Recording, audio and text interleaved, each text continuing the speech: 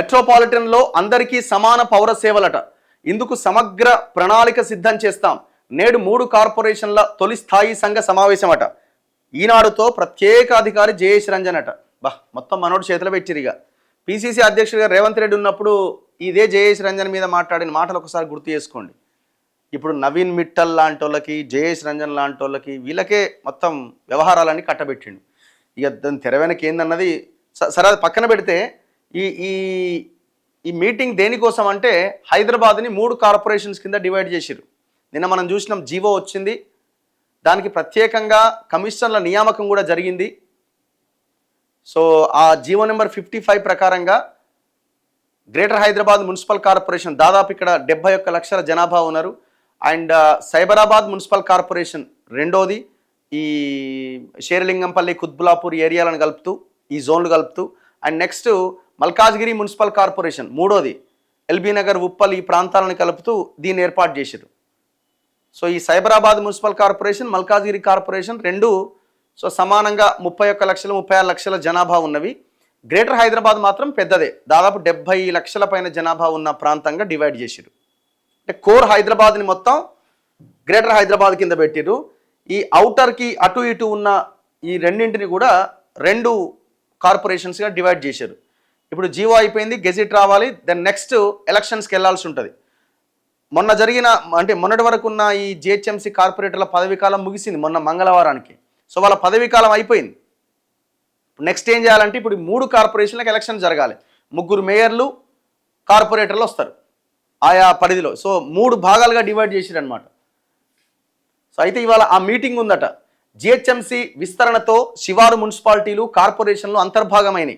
విలీనమైన ఆయా ప్రాంతాల్లోని వారికి కూడా నగరంలోని ప్రజలకు అందుతున్నట్టుగా సేవలు అందేలా సమగ్ర ప్రణాళిక సిద్ధం చేస్తాం.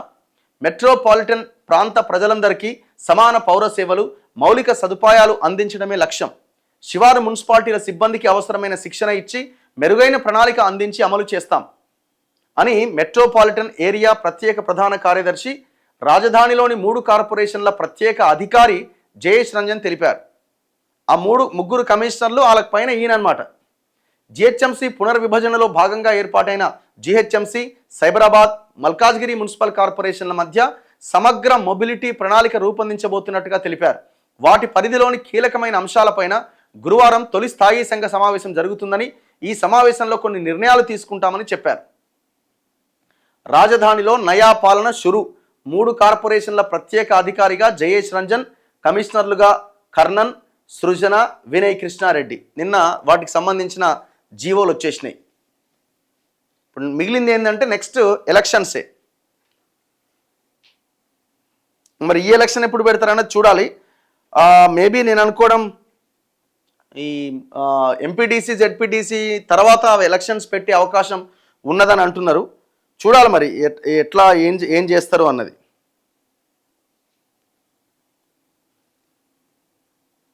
నాకు ఎవరు ఈయన మల్కాజ్గిరి కార్పొరేటర్గా పనిచేసిన శ్రవణ్ గారు ఫోన్ చేసి ఉండే. మరి దీని మీద వాళ్ళ అభిప్రాయం ఏంటనేది ఒకసారి తెలుసుకుందాం.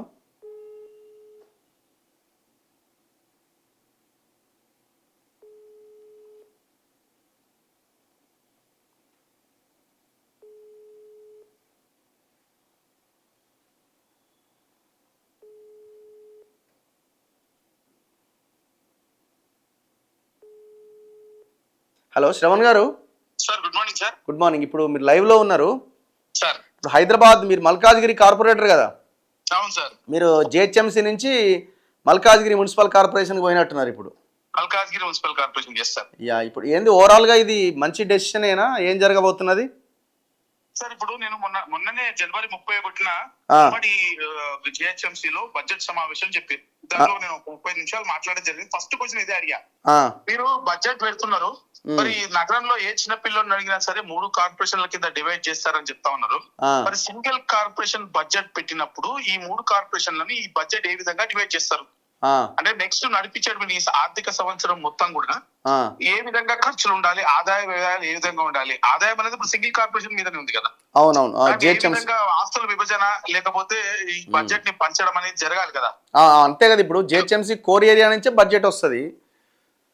సో దీన్ని బడ్జెట్ ఇప్పుడు కోర్ ఏరియానే కాదు, ఇప్పుడు మల్కాజ్గిరి ప్రజలు కూడా ట్యాక్స్ కడతారు, సైబరాబాద్ నుంచి కూడా ట్యాక్స్ కడతారు.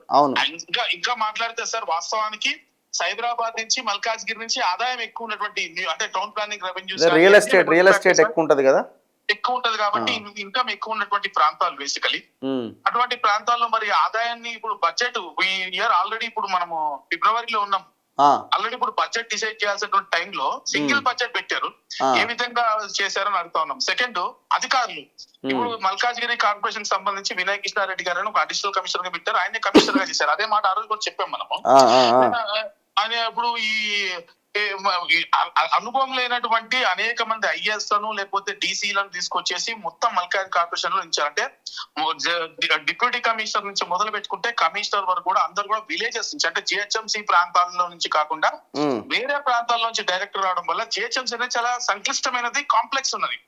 అనేక బర్త్ డెత్ సర్టిఫికేట్ నుంచి మొదలు పెట్టుకుంటే కూడా చాలా కాంప్లెక్స్. ఇక్కడ ఉన్నటువంటి కాంబినేషన్స్ అనేది కంప్లీట్ గా టోటల్ డైనమిక్ ఉంటాయి, డిఫరెంట్ గా ఉంటాయి బేసికలీ. ఇక్కడ ఉన్నటువంటి సర్వీస్ కూడా చాలా డైనమిక్ ఉంటుంది, ఎందుకంటే అర్బన్ పాపులేషన్ ఉన్నటువంటి ఏరియా ఇదంతా. వాళ్ళకి కనీసం ఎట్లుంటే ఇప్పుడు ఏ విధంగా గుర్రపడే కదియాలి, శానిటేషన్ ఎవరు చేస్తున్నారు అనేది కూడా క్లారిటీ ఉంటలేదు. ఎందుకంటే అసలు ఇంజనీరింగ్ చదువుకున్న వాళ్ళని తీసుకొచ్చి శానిటేషన్ లో వేశారు. మెడికల్ ఆఫీసర్లనేమో ఏఎంహెచ్ వాళ్ళని ఇంతకు ముందు ఉండే వాళ్ళని కంప్లీట్ గా తీస్తే ఓన్లీ మెడికల్ ఆఫీసర్ల కింద పెట్టి బర్త్ అండ్ డెత్ సర్టిఫికేట్ లో సూపర్విజన్ అని మాత్రమే పెట్టారు. మరి వాళ్ళకి డబ్బులు చెల్లించడం అర్థమైన వాళ్ళు చేసే పని ఏం లేదు బేసికలీ. ఏఎంహెచ్ మెడికల్ ఆఫీసర్ అని చెప్పే వాళ్ళు ఇప్పుడు ప్రస్తుతం చేసేటువంటి పని పెద్దగా లేదు, కానీ వాళ్ళకి మరి డబ్బులు చెల్లించాల్సినటువంటి పరిస్థితి ఉంది. అదేవిధంగా అనేక చోట్ల జోనల్ కార్యాలయాలు, సర్కిల్ కార్యాలయాలు కనీసం ఎవరు చైర్ వాళ్ళు తెచ్చుకుంటున్నారు ఇంట్లో నుంచి ఎంప్లాయీస్. ఎవరు చైర్ వాళ్ళు తెచ్చుకుంటున్నారు, ఎవరు సిస్టమ్ వాళ్ళు తెచ్చుకుంటున్నారు, ఏ చెట్టు కింద పడితే ఆ చెట్టు కింద కూర్చున్నటువంటి పరిస్థితి ఈ రోజుకైతే ఇంకా దాపరించి ఉంది. అంటే క్లారిటీగా ఆస్తుల విభజన అంటే ఏ ఆఫీసు ఏ జోన్ లో ఉంటది, ఏ సర్కిల్ ఆఫీస్ ఎక్కడ అనేది క్లారిటీగా లేదు. అంటే ఇప్పుడు విషయం ఏంది, ఎలక్షన్స్ ఇమీడియట్ గా పెడతారట్నా, ఏమంటున్నారు, డిస్కషన్ ఏందో? బహుశా ఎల్లుండి వచ్చేటువంటి మున్సిపల్ ఎలక్షన్స్ లో వాళ్ళకి ఫేవర్ గా ఉంటే కొద్దిగా వాళ్ళు ఆలోచిస్తుండొచ్చు. ఫేవరబుల్ గా లేకపోతే ఎలక్షన్స్ కనీసం ఒక సంవత్సరం అన్నా పట్టేటటువంటి అవకాశం కనిపిస్తా ఉంది సార్ క్లియర్ గా. సంవత్సరం వరకు ఉండకపోవచ్చు, మేబీ ఆగస్ట్ లో పెట్టే ఛాన్సెస్ ఉండొచ్చేమో. ప్రాసెస్ కావడానికి ఆగస్ట్ డెఫినెట్ గా పడుతుంది మీరు అన్నట్టుగా. జూలై ప్రాసెస్ అంటే ఏం ప్రాసెస్ ఉంటది అంటే ఇప్పుడు ఈ కార్పొరేషన్స్ ఈ ఆఫీస్ అంటే లోపల ఉన్నటువంటి ఈ ఆఫీస్ అంటే ఒక ఫైల్ మూవ్ కావాలంటే ఒక పెట్టే ఎస్టిమేట్ నుంచి మీదికి వెళ్ళేటువంటి శాంక్షన్స్ కానీ అంటే ఈ ఆఫీస్ అని ఒక సిస్టమ్ ఉంటుంది మన గ్లోబల్ ఈఆర్పి. ఆ సిస్టమ్ ని మూవ్ నుంచి మొదలు పెట్టుకుంటే అసలు సెటప్ కంప్లీట్ గా ఏ డిపార్ట్మెంట్ సర్కిల్ వారీగా అధికారులను కేటాయించడము, ఆఫీసులను సెట్ చేయడము, అక్కడ ప్రజావాళ్ళని సెట్ చేయడము, కంప్లీట్ అడ్మినిస్ట్రేటివ్ సెటప్ చేయడానికి ఇంకా పూర్తి స్థాయిలో జిహెచ్ఎంసీ ప్రిపేర్ కాలేదు. రైట్, కంప్లీట్ గా చేసి అంటే ఏ అధికారులను ఎక్కడ పెట్టాలి, ఏ విధంగా పని చేయించాలనే దానిపైన ఇంకా వాళ్ళకి అసలు క్లారిటీ కంప్లీట్ కన్ఫ్యూజన్ లో ఉన్నారు ఎంప్లాయీస్. రైట్ అండి, థ్యాంక్ యూ. మనం ఒక డిబేట్ చేద్దాం ఆల్ పార్టీస్ హైదరాబాద్ దీనిపైన. Thank you. సో చూడాలి మరి ఎలక్షన్స్ అయితే మేబీ ఈ ప్రాసెస్ అంతా అయిపోయేసరికి జూలై ఆగస్ట్ అంటున్నారు. నేను అదే చెప్పిన, ఆగస్టు సెప్టెంబర్ వరకు ఎలక్షన్స్ ఉండే అవకాశం కనబడుతున్నది. ప్రస్తుతానికైతే ఇది ప్రత్యేక అధికారుల పాలనలో ఉన్నది.